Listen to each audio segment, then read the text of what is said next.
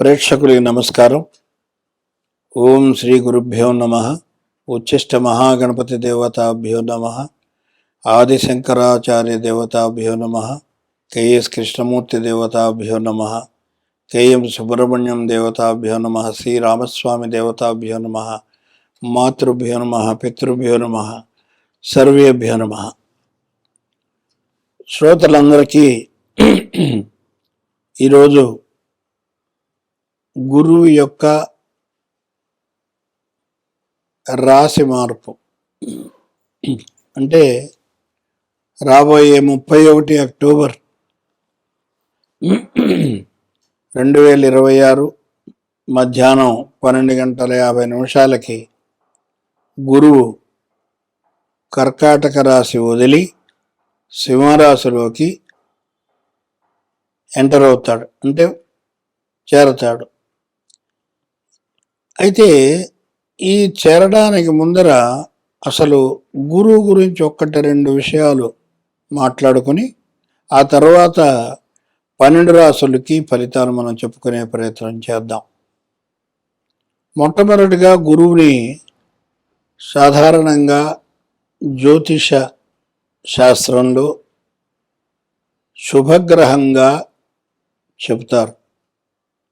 కానీ కొన్ని పరిస్థితులలో, కొన్ని భావాలలో లేదా రాశులలో సంచరించేటప్పుడు చెడు ఫలితాలు ఇచ్చేటువంటి మొట్టమొదటి గ్రహం అదే నా యొక్క 50 సంవత్సరాల అనుభవంలో చెప్తున్నాను.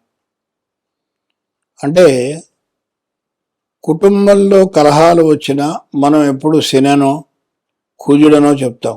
కానీ కనపడకుండా మనుషుల్లో యుగోని పెంచేది, యుగో పెరగడానికి ఈ గురుగ్రహం యొక్క సహాయత ఎంతో ఉంటుంది. అంటే ఇక్కడ ఏమిటంటే నేను చెప్పడం తాత్పర్యం,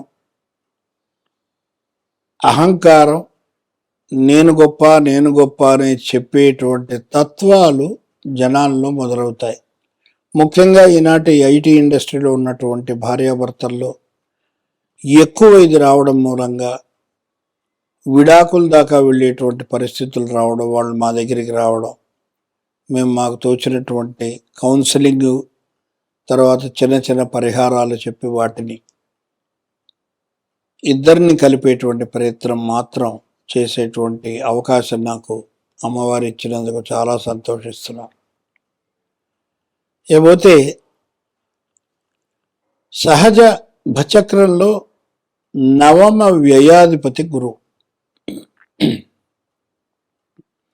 9 అంటే పూర్వపుణ్యం, హైయర్ ఎడ్యుకేషన్, తండ్రి, తర్వాత రిలీజియస్ అంటే ధార్మిక సంబంధమైనటువంటి వ్యవహారాలు, ఇవన్నిటిని కూడా గురువు ఇస్తాడు.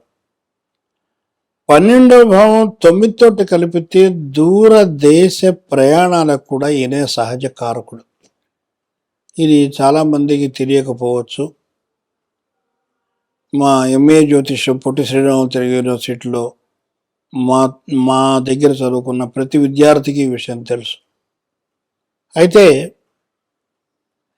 ఇప్పుడు ప్రస్తుతం రేపు అక్టోబర్ 31, 2026 మధ్యాహ్నం 12:50 గురువు సింహరాశిలో ప్రవేశించడం, దానివల్ల ఫలితాలు ఒక్కొక్క రాశికి చెప్పుకుందాం.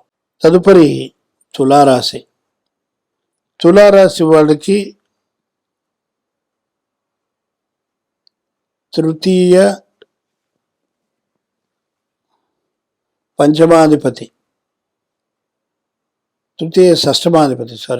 షష్టమాధిపతి అయినటువంటి గురువు తులలో ఉండడం ఆ తులా రాశి వారికి లాభాన్ని చేకూరుస్తుంది. అంటే చిన్న ప్రయాణాలు ఉంటాయి.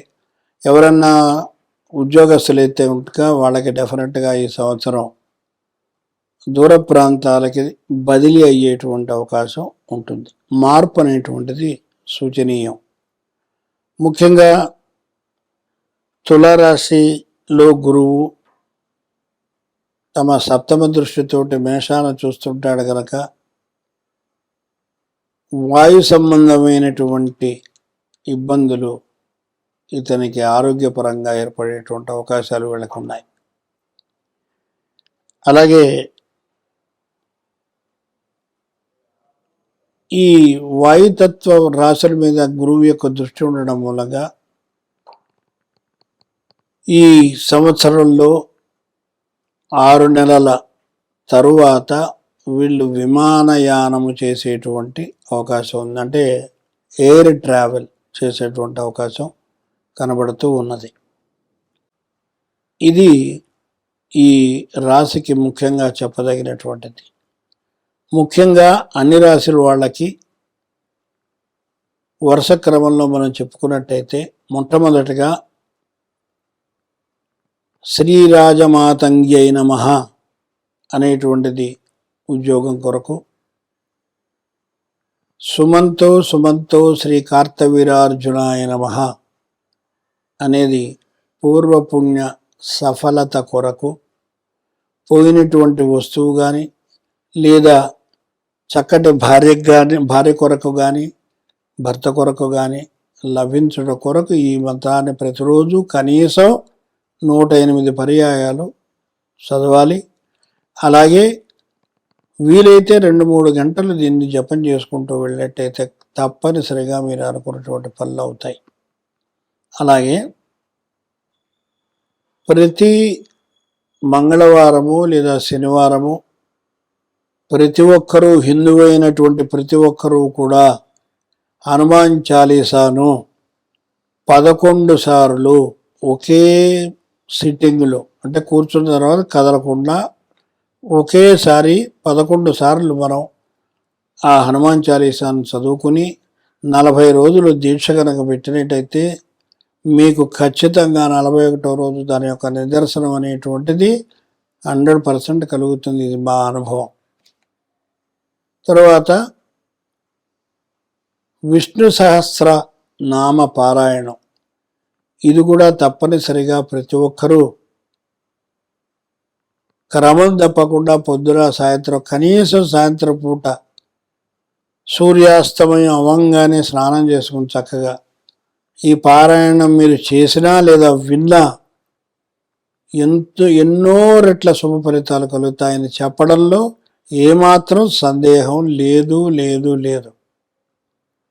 ఇంకా చివరిగా ప్రతి ఒక్కళ్ళు కూడా మనకేదో లాభం జరిగితేనే దేవుడి దగ్గరికి వెళ్ళాలి అనేటువంటి విధానాన్ని మానుకొని ప్రతి ఒక్కరూ కూడా గుడికి వెళ్ళేటువంటి అలవాటు నేర్చుకోండి, నేర్పండి.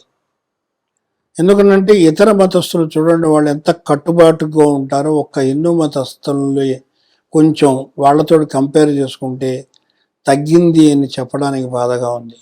దయచేసి నన్ను అపార్థం చేసుకోకుండా ఈ ఛానల్ ద్వారా మీరు ఇంకా రాబోయే కార్యక్రమాలని తిలకిస్తూ మీ అమూల్యమైనటువంటి సూచనలని, మీ అభిప్రాయాలని నేను మీకు జవాబు రూపంలో ఇవ్వడానికి సిద్ధంగా ఉన్నానని ఈ ఛానల్ తరఫున మీకు నమస్కారం చెప్తున్నాను.